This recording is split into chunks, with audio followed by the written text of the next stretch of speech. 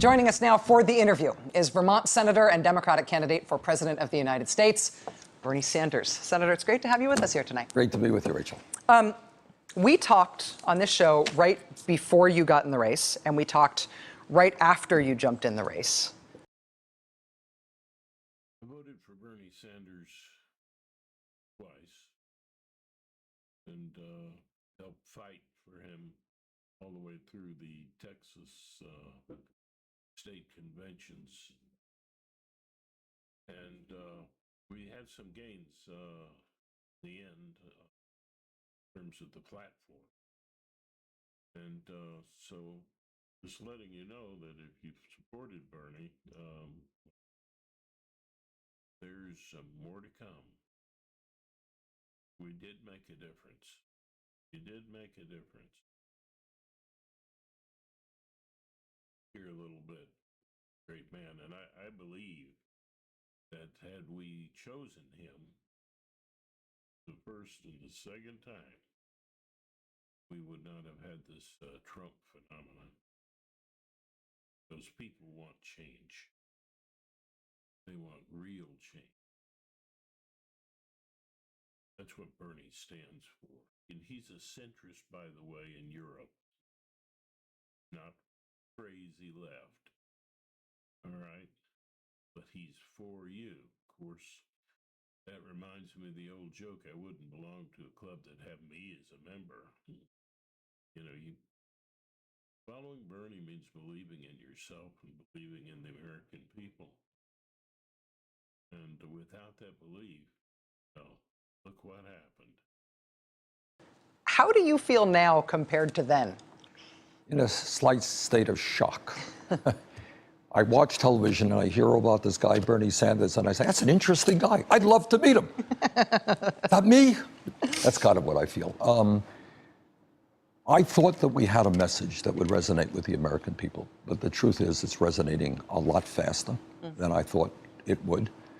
And one of the problems we're having now is putting together the political infrastructure to kind of channel all of that support into constructive and effective political action. So that's where we are right now. Do you feel, and it's a little bit personal, and I don't mean it in a prying way, but this process and how much attention you've gotten and how much success you've had, is it energizing to you or is it tiring and overwhelming to you? It's both. Yeah. I mean, it is an unbelievable moment to go to Portland, Oregon, where the Trailblazers play, you know, and look at 28,000 people, third tier, and say, why are these guys here? Oh, I'm speaking. Yeah, that is really mind-blowing. On the other hand, if you go through a month, 30 days, and you don't have any days off, it gets to you a little bit. Yeah. So, you know, I got a day job as a United States Senator from Vermont. But all in all, the kind of support that we're getting, the kind of energy, and the kind of young people that are coming out, that energizes me a lot. You've been preparing for this your whole life in some ways. Well, let me ask you about that, what you raised there about kind of scaling up. Your campaign put out a mass hiring call earlier this week for campaign coordinators to focus on Massachusetts, Georgia, Colorado, Minnesota, North Carolina, Oklahoma, Tennessee, Texas, Virginia, Vermont, Alabama, and Arkansas. All these Super Tuesday states. I mean, should we take that to mean that you think you've sort of been out-organized a little bit in those states, or that you just never thought you'd have to do that? What you can take from that is the fact that we have put a lot of resources and energy into New Hampshire and Iowa and Nevada and South Carolina, Nevada so much. And now we're gearing up for the week after. We think we can do very, very well on Super Tuesday. I think we can do very well in Minnesota and Colorado, Massachusetts. States to come by, and I think we're going to do a lot better than people think in states like South Carolina, where we're beginning to put a lot of resources in. Did you learn anything from your admittedly somewhat unexpected success in Iowa and New Hampshire that has taught you how you want to organize in new states that you're just getting into in a more serious way now? Yes. Our emphasis, what we're doing now in Iowa, I think we have 50 or 60 people on the ground. We have people already knocking on doors. That's what we're doing in New Hampshire.